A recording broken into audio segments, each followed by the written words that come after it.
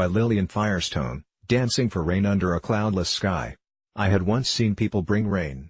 We both, the author and her daughter, Risa, had.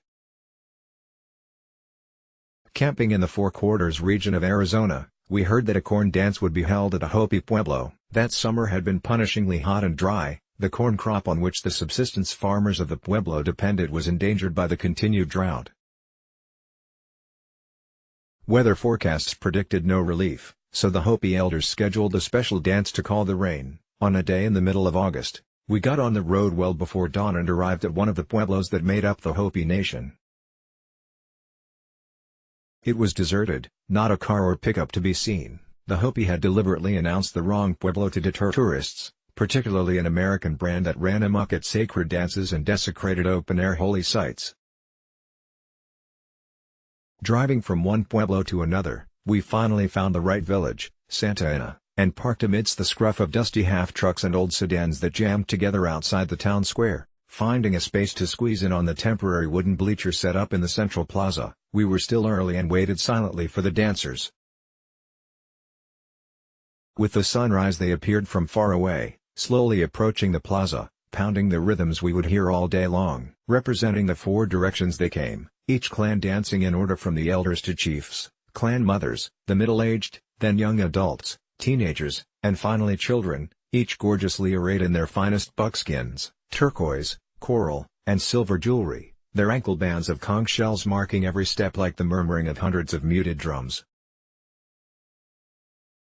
Together they stepped, spun, and chanted in perfect unison, in a complex design that was impossible to anticipate.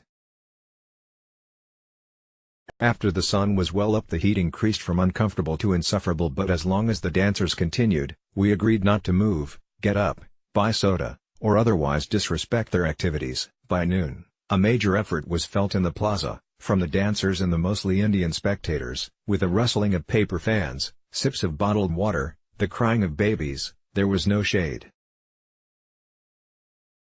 One young Indian man danced from dawn, carrying the sacred tree, the tree of life, a sapling about 12 feet high stripped of branches and topped with sacred symbols, fir twigs, feathers, pelts, other objects.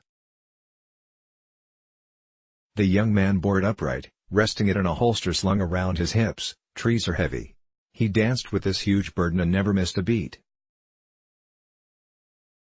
I wondered how he could keep dancing hour after hour in that heat. Around 1 p.m. in the afternoon, as he must have been tiring, a skinny old man in worn jeans danced up to him and took over the sacred tree. He didn't have a holster, and seemed amused by the lightness of the trunk. Bouncing it on his open palm, he danced away with it. "That old man is someone," Risa said. Maybe he was a clown in one of the secret clans of the Pueblo or an elder, a medicine man. By 3 in the afternoon, the suffering of the dancers and spectators seemed unsupportable. Maybe it was easier to dance than to sit motionless and watch, but drumming and chanting continued relentlessly and we had vowed to stay to the end. Then suddenly a gust of cool air, the sky darkened, and out of nowhere it began to rain. How could it possibly rain during a drought out of a completely cloudless sky? The Hopi had called the rain, with prayers, with chanting and tobacco, and it had answered them. Amid general rejoicing, the dancers continued for a while, the rain streaming down their faces until one old man called a stop by carrying a large watermelon into their midst. Smashing it with one blow, he distributed broken-off chunks to all the dancers. Bread appeared, jagged pieces shared with everyone, even with we uninvited strangers. The ceremony was over.